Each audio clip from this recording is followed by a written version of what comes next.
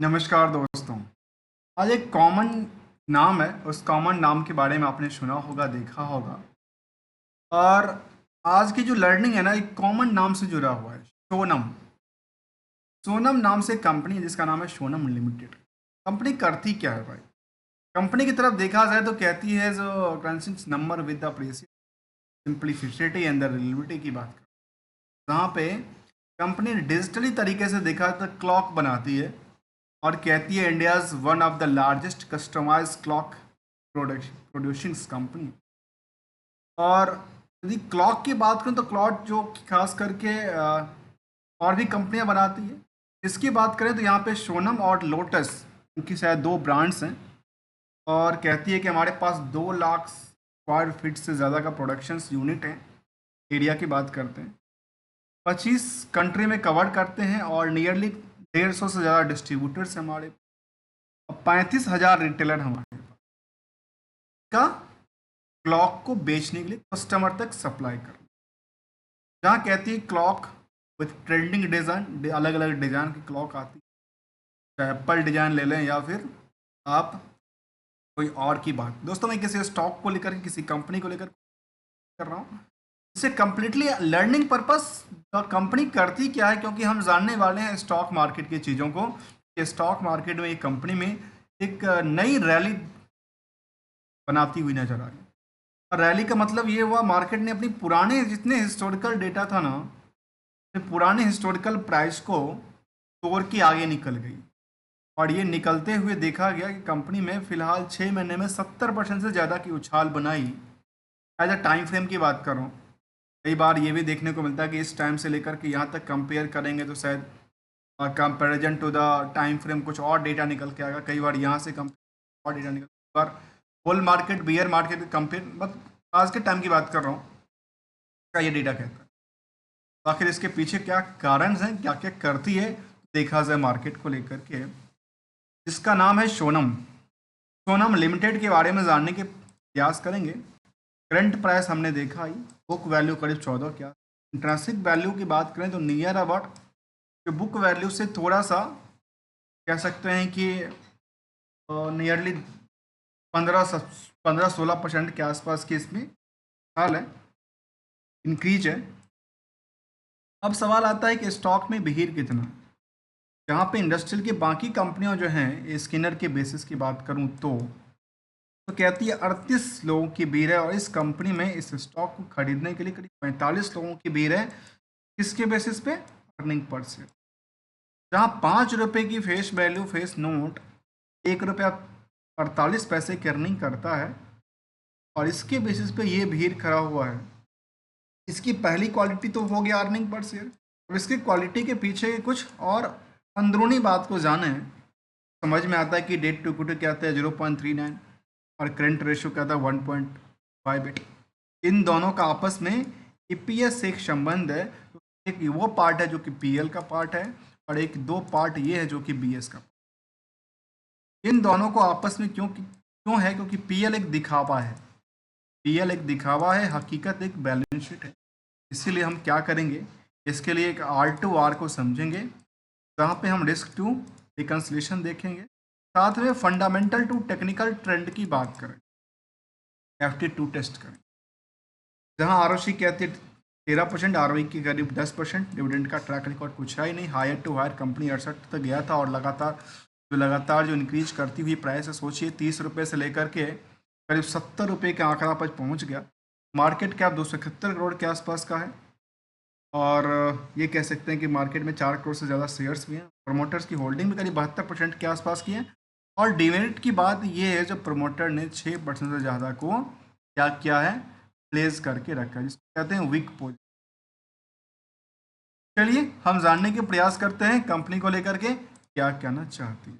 देखा जाए कंपनी को लेकर के जो कुछ ट्रेंड की बात करें, क्वार्टर ऑन क्वार्टर बेस, तो रिवेन्यू में क्या हुआ, कुछ टाइम फ्रेम में तो अच्छी खासी रिवेन्यू बोली, लेकिन कुछ टाइम फ्रेम से एक सेम पैटर्न के आसपास कामकाज करती नजर आई, क्वार्टर ऑन क्वार्टर बेस।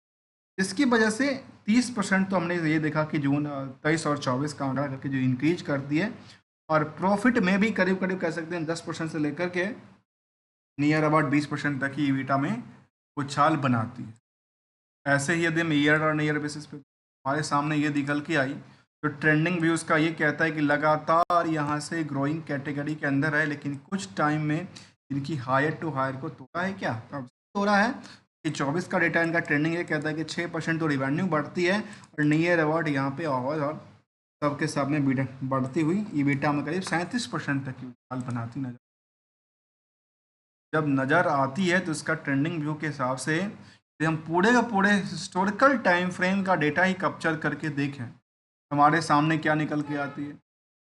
यहाँ से जंप करती है तो कहती नहीं, क्यू और क्यू के हिसाब से इतनी बड़ी तगड़ी जंप नहीं थी, लेकिन वाई ओ वाई के बेसिस पर तगड़ी जंप थी। और ट्रेंडिंग लगातार इनका नियरली 21-22-31 करोड़ तक का गया था सेल्स को लेकर। फिलहाल ये 22 करोड़ पे टिका है, जबकि कंपनी के पास जो प्रॉफिट का आंकड़ा था वो भी करीब करीब 2 करोड़ को टच किया था। नियरली की बात करूँ तो फिलहाल कहाँ पे खड़ी है, 1 करोड़ 17 लाख के आसपास। तब लास्ट 4-5 क्वार्टर से यदि हम कंपेयर करें तो हमारे सामने दिखती है कि यहाँ पे लगातार क्या कर रही है, कई बार उछाल और कई बार गिरावट का सकते। जहाँ पे हम ईयर ऑन ईयर बेसिस पे देखें तो हमारे सामने ये दिखती है जो मैनेजमेंट ने जो कामकाज किया है वो लगातार क्या ग्रोइंग्स कैटेगरी के लिए किया है, तो कहती है हाँ बिल्कुल किया है। और ये इसलिए किया है क्योंकि इससे इसका डेटा मैच कर और इससे डेटा थोड़ा सा ज़्यादा मैच करती नज़र आती है, हायर क्या आती है, इंक्रीज करती हुई नजर। प्रॉफिट में देखा गया तो साल दर साल में कंपनी के पास जो प्रॉफिट था करीब करीब हायर टू हायर पे फिलहाल काम किया है। करीब करीब 5.5 करोड़ की रिवेन्यू प्रॉफिट को बुक किया है। इस प्रॉफिट के बुक करने के पीछे देखेंगे आखिर इसके बेसिस पे जो ईपीएस पार्ट था वो काफ़ी इंक्रीज होती नज़र आई है, जिसका हमने परसेंटेज ऑफ आंकड़ा देखा था। करीब करीब 6% के आसपास की साल दर साल रिवेन्यू ग्रोथ करती है। और प्रॉफिट में भी करीब ईबिटा में करीब 37% और प्रॉफिट नेट इनकम के साइड में करीब 37% की उछाल देखने। अब देखिए बैलेंस शीट को लेकर के जहाँ पे हम क्या करेंगे, आर टू आर करेंगे। तो आर टू आर में हमारे पास क्या सबसे पहले नज़र आता है कि हमारे पास बोरिंग टू सिचुएशन का देखा जाए करीब करीब कहती है 30 करोड़ के आसपास का कहता है। और इस 30 करोड़ के बेसिस पे देखा जाए उनके पास अच्छा खासा क्या है भरा हुआ है, मतलब reducing the debts is the strong position. Secondly reducing the debts में the reason behind the decreasing the fixes inventories का मतलब है उन्होंने बिकवाली ज़्यादा किया, बिकवाली किया तो पैसा आया, फिर उसके बेसिस पे क्या हुआ, पेमेंट कम किया। अब समझ में आना चाहिए कि लेकिन डेटर्स क्या है। Debtors is the ratio 9 crore के आसपास है और 9 करोड़ के बेसिस पे यदि हम देखें मार्केट में 37 दिन में पैसा आता है, कोई चिंता की बात नहीं है, क्योंकि this is a strong position regardless of the term of conditions. ये डेटा हुआ। अब इसका तरफ एक चीज़ और देखिए, यदि हम 9 करोड़ का रिकन्सलेशन देखें तो हमारे समझ में ये आया कि करीब 87 करोड़ के हिसाब से 9 करोड़ इनका उधार है और 5 करोड़ 50-52 लाख के आसपास का इनका प्रॉफिट। इसके अकॉर्डिंग इसका क्या कहती है, नियरली 90% के आसपास कहता है। तो मार्केट में 190% के आसपास मार्केट में पैसा लगा हुआ है। इसके अकॉर्डिंग देखा है तो ऑपरेटिंग प्रॉफिट क्या है, करीब करीब 7-8%। ये कुछ हमने ओरली कर कंक्लूजन करने का प्रयास। अब देखिए इन सभी टॉपिकों को देखते हुए जो कंपनी है इसमें निवेशक की बात में तो निवेशक बहुत छोटा सा पार्ट है। कंपनी में निवेशक करीब 3,000 के आसपास की बात कहती है और बल्क डील भी देखने को मिला था। आखिर इस कब का था, 20 अगस्त 2024 का। इसमें एक बाय और सेल का कॉल हुआ था, जहाँ पे देखा गया कि सिल्वर लाइन वेंचर्स लिमिटेड ने 2 लाख शेयर को तो खरीदा और बेचा केवल 1,63,000 को। अभी मतलब इनके पास अभी भी कुछ शेयर पड़ा होगा, या यदि ये पुराने खिलाड़ी हैं कुछ ऐसा पता चलेगा जो आखिर इनके पास कुछ और बचा है या कुछ और करना चाहते हैं, क्या कहना है।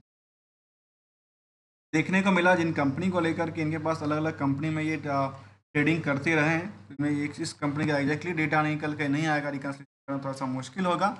लेकिन रिसेंटली ये बड़े ट्रेडर के तौर पे कंपनी का कामकाज करती हैं, एक ट्रेडर हैं। और ट्रेडर में ये देखने को मिला जो डेली कुछ ना कुछ ट्रेड लेते रहते हैं, जहाँ 12 सितंबर को उन्होंने लिया था और हर किसी न किसी कंपनी में लेते रहते हैं। ये कुछ डेटा इनका था। अब देखिए कंपनी को लेकर हुआ क्या, इसमें चार्ट पैटर्न हुई लगातार क्या हुई, ग्रोइंग्स कैटेगरी के अंदर गई, और ये भी इनका भी मालिक शाह साहब है। और जबकि पब्लिक होल्डिंग में कुछ होल्डिंग देखा है तो एक 4% के आसपास की है, बाकी देखा है तो 1% 1% की होल्डिंग 2-3 लोगों का है बना हुआ है। इस कंपनी में निवेश जो सेंटिमेंटल कहता है वो ऐसा कुछ आंकड़ा नहीं देता है, लेटेस्ट सेंटिमेंटल की बात करें तो। लेकिन चार्ट की पैटर्न की देखें तो चार्ट पैटर्न में जो वॉल्यूम आई थी ना, वॉल्यूम यही कारण से आई थी, कुछ लोगों ने क्या किया था, लंबी खरीदारी किया और एक बारी थोड़ा सा कम किया, मतलब प्रॉफिट निकाल के चले गए। और यहाँ पे और भी मार्केट में बुलिश की तरफ, और जो कि लगातार क्या कर रही है, अभी हायर टू हायर को टच कर रही है। और आज की टाइम की बात नहीं कर रहा हूँ, लगातार स्टॉक में क्या हो रही है, एक बुल कैंडल्स निकल के आती है, जिसको कहते हैं ग्रोइंग्स स्टॉक, और कहते हैं एक और नाम आता है, नाम है क्रॉस ओवर द प्राइस। अपने पुराने टाइम की डेटा को इन्होंने ब्रेकआउट कर दिया। अब पीयर्स में देखा है तो यहाँ पे कहती है कि सीला फॉर्म है, इसके अलावा के डी एल हैं, टाइमेक्स ग्रुप्स हैं, सोनम्स हैं। आखिर इनका कामकाज क्या था, इनका कामकाज तो था घड़ी बनाने का, टाइमेक्स भी घड़ी बनाती है सर, टाइमेक्स ग्रुप का काम का। इसके अलावा देखा जाए तो तिरुपति फॉर्म, और ये फॉर्म वाली कंपनी से कंपेयर करना शायद बिल्कुल मुझे लगता है कंपेयर नहीं है, नहीं करना चाहिए, क्योंकि मिसलेनियस आइटम्स के हिसाब से सेगमेंट वाइज कुछ डेटा हमारे सामने निकल के नहीं आती। यदि होता तो शायद हम और कर पाते, समझ पाते क्यों। फिलहाल देखने को मिला जो कंपनी के बुक वैल्यू करीब 4 गुने के आसपास, डिविडेंड का कोई ट्रैक रिकॉर्ड नहीं है। और लास्ट कुछ सालों का यदि हम डेटा की तरफ देखें तो हमारे सामने ये दिखता है कि सेल्स इस हिसाब से ग्रो किया, उसके कई गुने की रफ्तार से प्रॉफिट की हुई है। जब दोनों चीज़ ग्रो कर रही है तो मार्केट की क्या क्या है, मार्केट तो लगातार बढ़ती नजर आती है, जबकि रिटर्न की संकेत अच्छी से देते नजर आती है, जो उनको back and support strong position की बात करती नजर आती है। ये कुछ आंकड़ा था इसको लेकर के, ईयर ईयर बेसिस में ये देखा कि कैश और कैश वाले पोर्शन में उछाल आई, और यहाँ पे अच्छी बात ये लगी है, स्ट्रॉन्ग बात की, तो लायबिलिटी लगातार गिरी है, लेकिन एसेट्स में गिरावट नहीं के मुताबिक। आखिर रिटर्न ऑन इक्विटी की तरफ देखा जाए तो हमारे सामने ये निकल के आती है रिटर्न और रिस्क टू रिटर्न की तरफ। तो एक साल में करीब 60% की उछाल आई थी, पिछले 5 साल में नियरली वही 60-64% के आसपास मिला था। कंपनी का नाम था सोनम, जो कि क्या बनाती है, क्लॉक बनाती है, डिजिटल, चाहे एलईडीज डिजिटल क्लॉक की बात करें, कहती है जो time emissionated experience with the reliance the LEDs digital clock, और डिजिटल क्लॉक में कामकाज होगा, क्योंकि क्लाइंट की लिस्ट और बाकी सारे इन्होंने का ऐसा कुछ अपना नहीं दिया। तो यहाँ पे कॉर्पोरेट गिफ्टिंग की बात किया है, प्रोडक्शन की बात किया, यहाँ पे क्लॉक की, मोमेंटल की, कैलकुलेटर की, कैलकुलेटर भी बनाती है कंपनी डिजिटली। तो इन 2-3 तरह के काम इनके पास देखने को मिली है, जहाँ पे इनके पास मोमेंट के अंदर एक क्वार्ट्स क्लॉक करके इनका ब्रांड्स हैं। दूसरी तरफ कैलकुलेटर में देखा है तो चेक एंड करेक्ट कैलकुलेटर की बात करती नजर। हमने आज की लर्निंग में इस कंपनी के बारे में समझने का प्रयास किया, जिसका पोटेंशियल्स और लगातार ग्रोइंग कैटेगरी के अंदर आता है, जो कि डिजिटली क्लॉक्स और कैलकुलेटर्स में डील करने वाली कंपनी नजर आती है। मिलते हैं दोस्तों किसी भी स्टॉक को लेकर के, मैं ना कोई ट्रेडर्स हूँ ना कोई एडवाइजर हूँ, किस ओनली एज मार्केट में लर्नर हूँ, और जो लर्न करता हूँ वो अपने सामने लेने का प्रयास करता हूँ। दोस्तों हमारी लर्निंग में कुछ ऐसे पॉइंट मिले आपको तो हमारे आप चैनल को सब्सक्राइब, वीडियो को लाइक कर सकते हैं, और बेटर लर्निंग एजुकेशन और अवेयरनेस के लिए सपोर्ट कर सकते हैं ज्वाइन बटन को क्लिक करके। मिलते हैं दोस्तों अगले लर्निंग के साथ, तब तक के लिए thank you so much for joining here दोस्तों।